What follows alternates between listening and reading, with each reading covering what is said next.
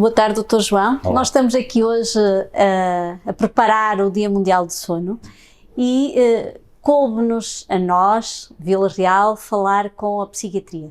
Por isso tenho o prazer de estar aqui com o Dr. João Camilo, que é um colega da psiquiatria, uma pessoa que faz parte do nosso grupo multidisciplinar do sono, e para falarmos um bocadinho de uma das patologias com maior prevalência de associação com o SAUS, a depressão e a ansiedade.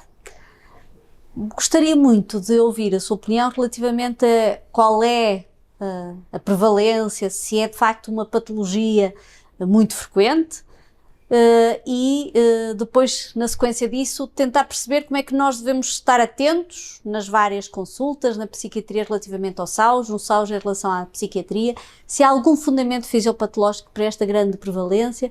Gostaríamos de ouvi-lo falar um bocadinho sobre o assunto. Certo.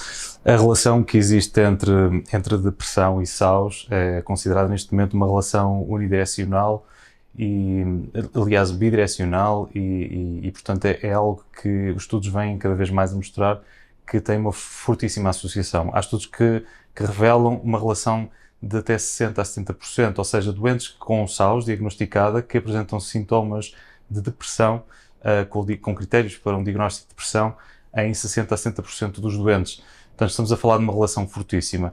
O que é que devemos estar atentos nestes casos? É de facto quando alguém que tem uma clínica de SAUS e está numa fase de tratamento para a SAUS mostra de facto sinais compatíveis com clínica depressiva. Portanto, alguma irritabilidade, um desânimo, alterações do comportamento, perturbações a nível da memória, perturbações no desempenho cognitivo e, por vezes, também alterações do apetite marcadas. A relação que existe, para explicar aqui os sintomas depressivos num doente com SAUS, tem muito a ver com a questão da fragmentação do sono. Portanto, é alguém que tendencialmente tem um prejuízo da qualidade do sono, no sentido em que existem múltiplos momentos de interrupção daquilo que seria a arquitetura normal do sono e, muitas das vezes, ou tendencialmente até associado a momentos de quebra dos valores estáveis de oxigênio no sangue.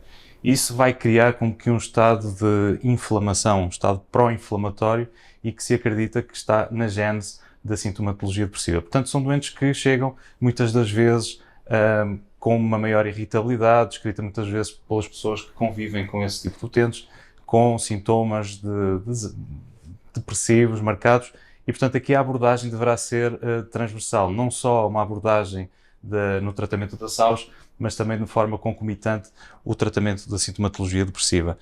Mas achas que, efetivamente, nós temos um quadro depressivo e que é a sua gênese é o SAUS, ou nós podemos ter as duas doenças concomitantes? Ou seja, aquilo que eu queria dizer é, se nós temos um doente com SAUS, nós devemos tratar o doente com SAUS e posteriormente tratar a depressão se ela não era conhecida, ou nós devemos tratar simultaneamente, dado que há uma correlação fisiopatológica das doenças?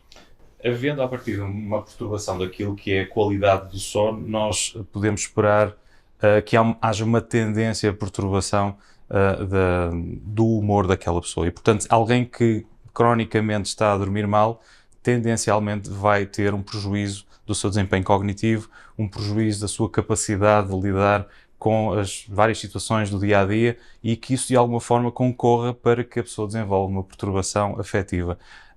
E, portanto, a abordagem deverá ser de alguma forma concomitante. Nós não podemos isolar uma patologia da outra, devemos obviamente estar atentos aos sinais clínicos de uma situação e da outra, da mesma forma que a pneumologia não deverá estar só vocacionada, dedicada somente ao tratamento da SAUS, tal como a psiquiatria não deverá somente olhar para a depressão.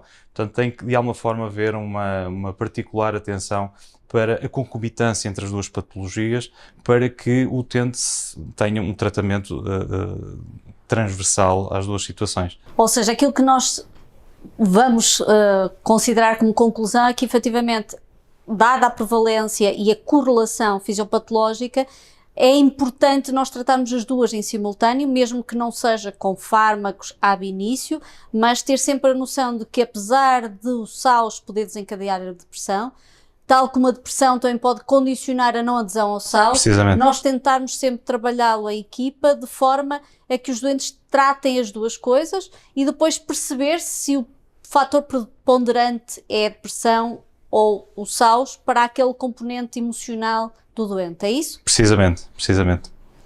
Pronto, boa tarde. Espero que tenhamos sido úteis para alertar que nós devemos despistar nos doentes depressivos o SAUS, tal como particularmente nos doentes obesos e com outros fatores de risco, à semelhança de que também devemos despistar a depressão e tratar com fármacos ou com outro tipo de terapias a depressão nos doentes com SAUS que têm alteração do humor. Obrigada. Obrigado.